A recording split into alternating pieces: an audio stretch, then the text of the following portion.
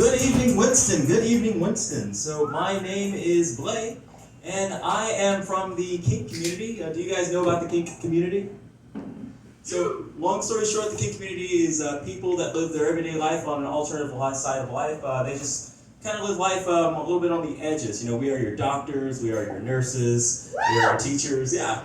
The thing is, like, we want you to wash your hands for COVID, but there are more reasons. So, well, the reason why I mentioned I'm from the Kink community is we are surprisingly organized. The thing is, the way you get into the Kink community is you go to something called a munch. A munch is nothing more than a social soiree where you go out and you meet other people with like-minded interests just to get to know them. And then after that, you go to a house party where you can basically experience those, experiences. And the thing is, normally there's a host. The host will normally screen out the people for the Kink party. And the thing is, he doesn't want to invite a crazy person to his home, He just wants to invite a person who's burnt out in society. So the thing is, normally at a Kink event or a munch, they'll do an icebreaker. They'll say something like, tell us a time that you had an embarrassing sex story, just so everyone can kind of get on the same page as well, your do's and your don'ts. And there's a story that I normally don't tell, but you guys are going to hear it tonight. You guys ready for that story? Woo! All right. So, I don't tell the story, you'll see why. It's two-parter. So, back when I was 16 years old, back in my time, you could just walk into a sex shop and just buy a sex toy. No one was the wiser. And I wanted to figure out if I was bisexual or if I was gay. I wanted to figure this out. So I went and I bought a dildo. Now I would later find out that it was not the right dildo. But I decided to pick a night where it was just really, really sneaky. I lived in a trailer park, so, thin walls. I decided to pick a night where my cousin and brother were playing video games out in the corner. You guys ever heard of Dragon Ball Z? Woo! Like Goku, Vegeta, Kamehameha, Destructo Disc, that type of stuff. So, nice loud game.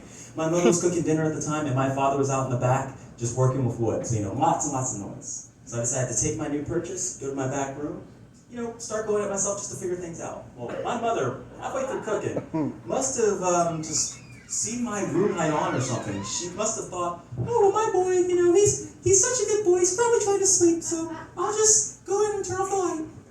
So she opens the door. We lock eyes, and I immediately sit up and slowly slide down. Now, this was one of the most painful 6 inches of my life. And my mother at that point was in a trance. So you guys know what a train wreck sounds like, right? Well, just imagine that, but in your ass. While locking eyes with your mother. So I, with all the strength in my body, muster up to just shout as loud as I can, "Get out, Mom! I'm masturbating! Get out! Why are you even here?"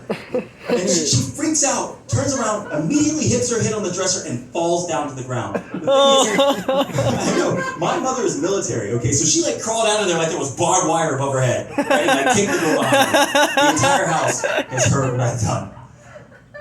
So then, from that point, I hear the PlayStation from the living room with my brother and cousin. I hear a couple of beeps and bloops, and then I hear my favorite video game character, Vegeta, say, "Round 2, fight!" I died that night. The thing is, it's one thing to lock eyes with your mother while you slowly slide down in a dildo. She's embarrassed, right? But also thinking, well, maybe if I just go a little quicker, she won't see it. That type of thought. But also, when your favorite anime character says with pure conviction, "You got another round in you, kid." I don't know, just got another round in you, kid. I don't know, just not a great night. So I told you that story to tell you this one. So eventually I did find an amazing girl who basically accepts me for who I am, and she wanted to try a little pegging. Now, if you guys don't know, pegging is nothing more than when a woman has penis envy. Yeah. When a woman has penis envy and wants to know true sexual exhaustion, none of that laying on your back stuff. Look, ladies, if you want abs, peg your boyfriend, okay? Easy stuff. So we put down an oil tarp, we start wrestling around. I'm a little primal, so I like to fight her a bit, and we finally get to the abs. And the oil slips off my back, right? And she just hammers right into me, just like that. She immediately pulls out, like, "Oh my God, I'm so sorry." Yes, it sounds like Mom, I know. "Oh my God, I'm so sorry. Are you okay?" And I look back at her. I've had worse. Hey, did I ever tell you about my mom? So, just to finish this off, why don't I tell that story at Munches? Because, I would hate to look at somebody and be like, oh yeah, you know, I would tell you an embarrassing sex story, but my mom limped for a week. But, thank you guys. That is my time. Woo! Love the Monster Pig. Hope to see you guys here next week.